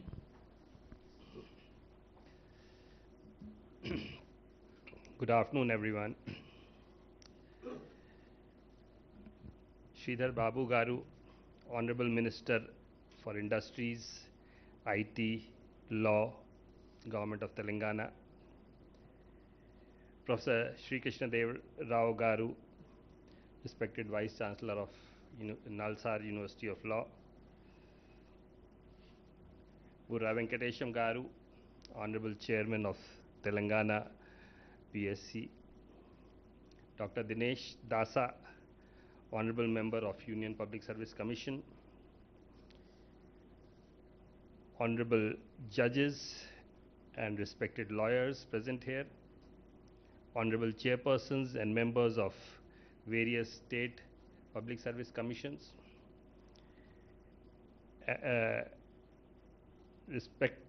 Respected faculty of Nalsar University of Law, officers from the Union Public Service Commission and State Public Service Commissions present here, friends from media.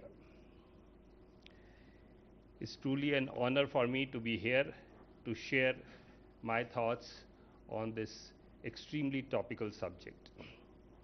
And it's also a matter of great happiness because I get to see some of the chairmen and members of the State Public Service Commissions.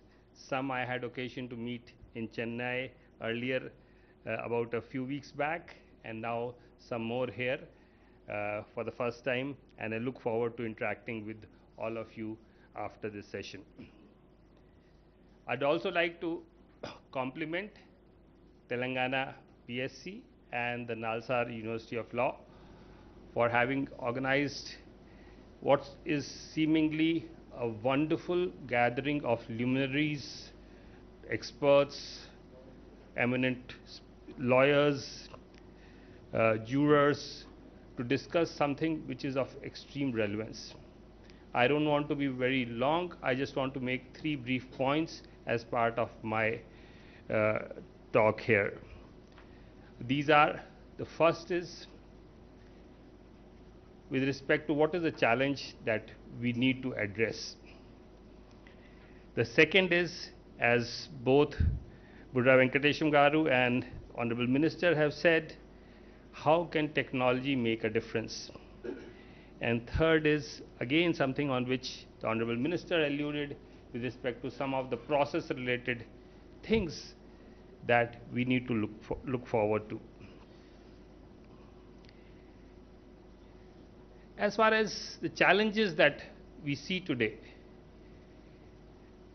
it's a very happy position to be as chairman of UPSC, which has, as I have experienced over the last few weeks, has tremendous amount of trust among all the people who deal with it. It has been able, it is one of the few institutions of independent India which has weathered the test of time and has been able to deliver without fear and favor. It has been able to create a civil service in the country which is based on merit. And not only civil services, in my previous role as Defense Secretary, I can also vouch for the fact that armed forces also are totally believe in the merit-based selections which the NDA and CDS has been able to achieve over the years. I have, whatever limited experience I've had, I have seen a number of state PSCs progressing in that direction, and I'm sure they will soon achieve it. UPSC has then been able to do this for 100 years. The challenge really is in the next 100 years, when we look back, we'll be able to say the same thing. And this is also because the society that we live in is facing tremendous change. The impact of digital technologies, internet, social media has changed the way information is created, processed, shared, and as a result, it is disrupting the way systems work, and the processes which were there earlier will no more be valid going forward. The second major change that is happening is that the new generation is more confident, more questioning, and more assertive, quite unlike our own, where we were more conforming and quietly obedient. Both of these are welcome changes, but we must also recognize as a collective community of public service commission with a constitutional responsibility that these societal changes are going to create a huge challenge in our ability to deliver to our people what we have been delivering for decades and nearly a century for UPSC. Because of these changes, today UPSC is flooded with cases. In fact, we have more cases than we have people. And the fact that we have 19 CAD benches, 25 principal benches of the High Court, and 12 other benches of the High Courts to deal with in the geographical spread of the country does not make our task any easier. And therefore, we need to recognize this challenge and deal with it if we are going to be able to deliver what we wish to deliver. I think today there is no question that technology is a big enabler, and while we do see technology in the hands of miscreants being misused, it is also the biggest tool that we as people who have to create the processes of tomorrow need to use. And one of the biggest areas where technology can be a huge enabler is in terms of knowledge management.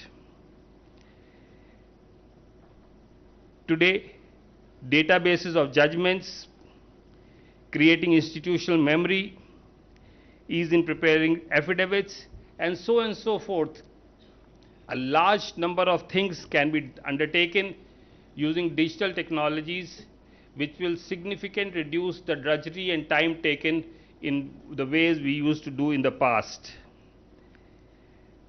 UPSC has developed a court judgment data bank, which may be of interest to some of the PSCs.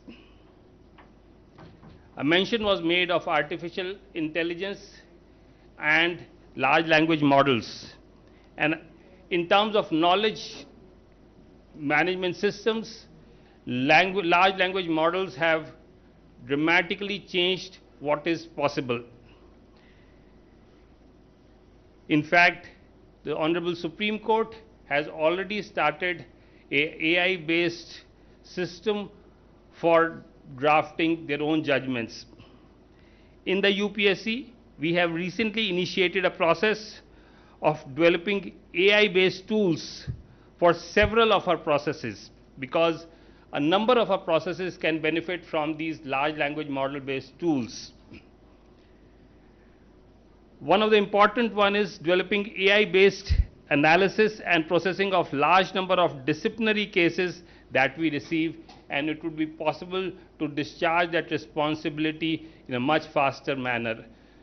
Today, when disciplinary proceedings take 8 to 10 years, the whole purpose of having penalty linked to the act of delinquency is lost.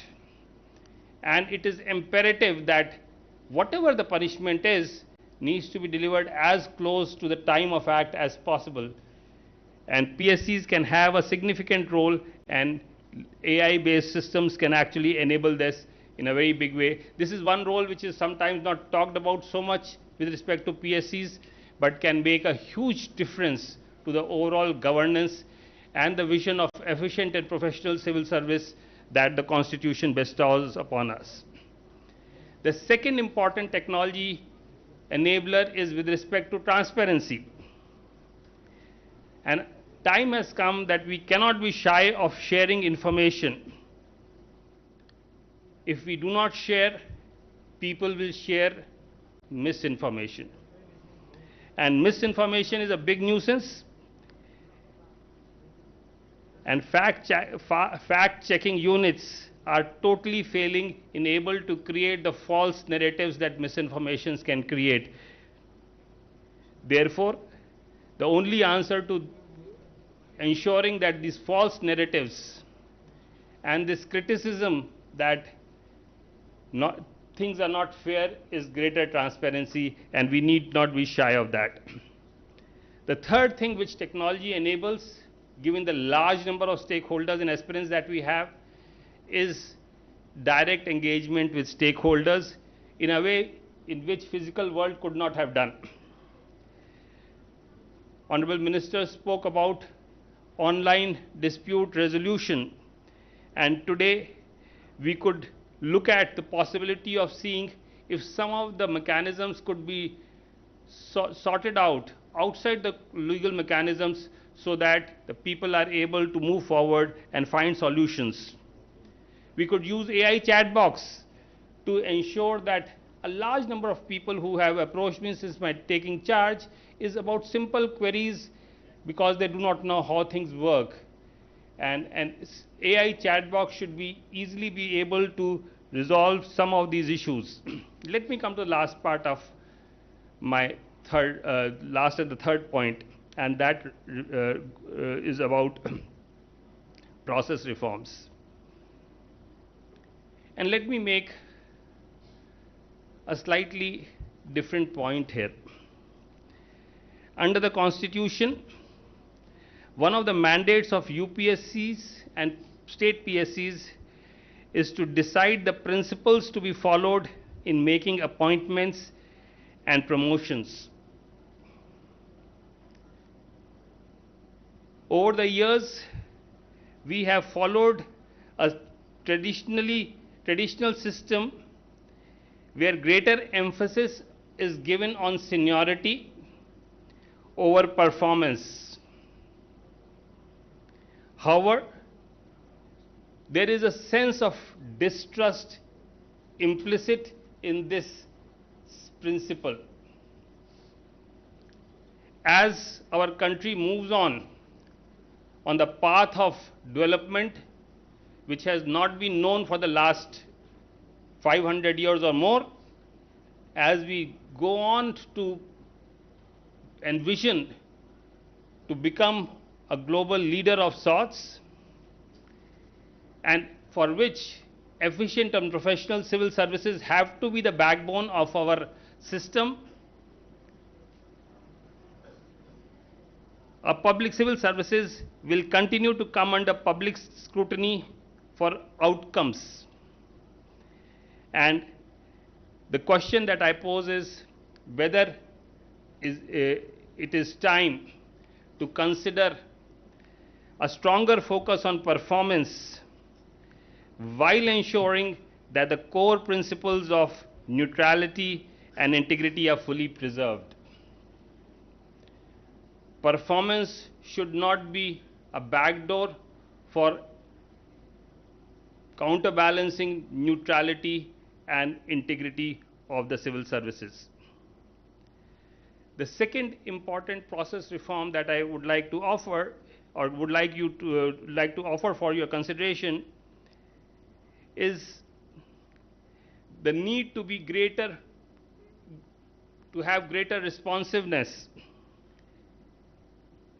Whenever there is a court decision, we need to look at the fundamental reason why the decision has gone in the favor of the other party.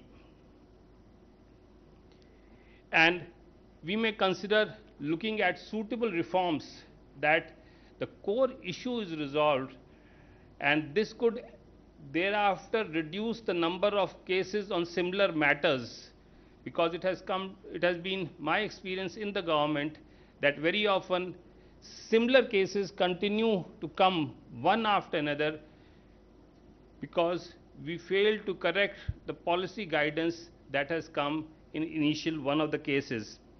This could be one more way by which not only we are solving the problem of cases, but we are offering a level playing field to all the other people who are similarly placed, and not because someone is a litigant he gets a benefit and all the other people who are quietly not fighting a case actually did not get the benefit. So it would create a level playing field between people who are similarly placed.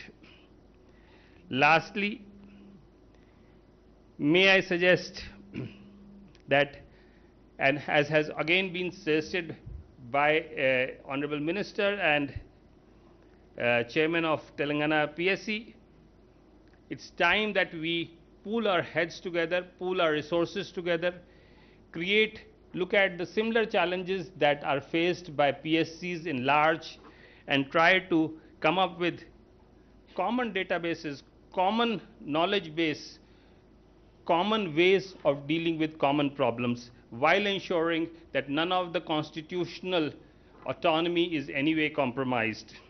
Let me conclude.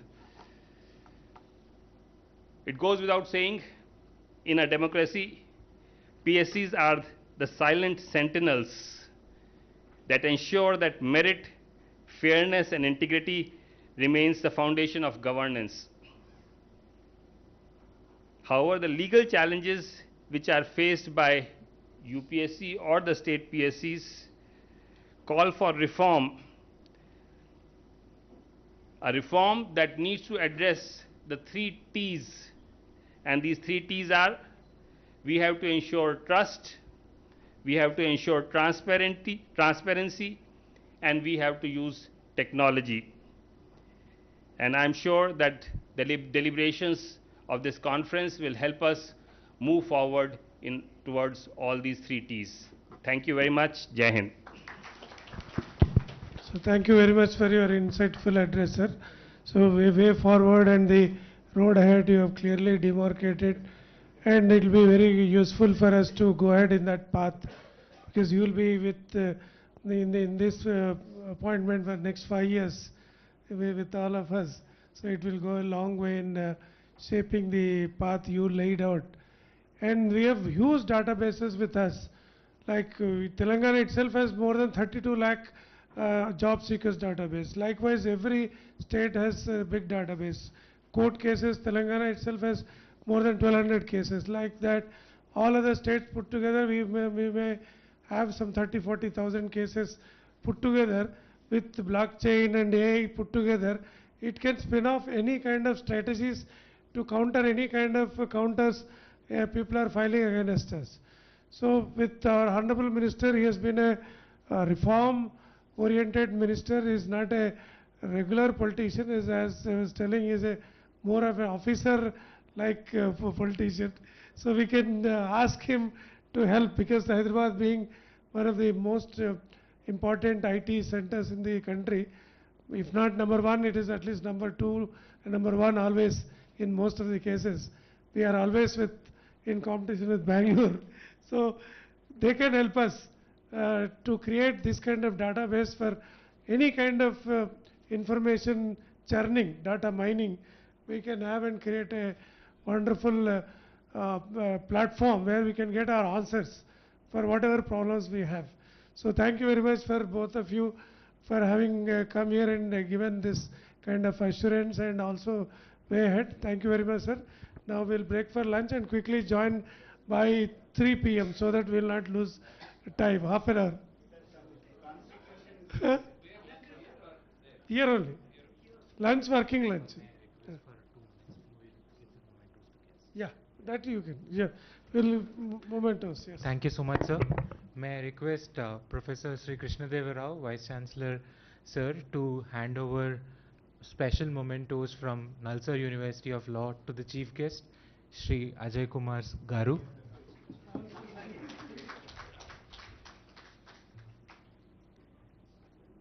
And to our Minister, Sri D. Sridhar Babu Garu.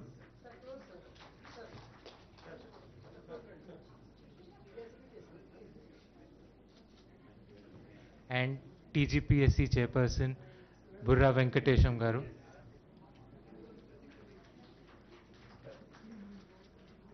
I would like to again thank the Chief Guest and Guest of Honor for gracing this occasion. Thank you so much.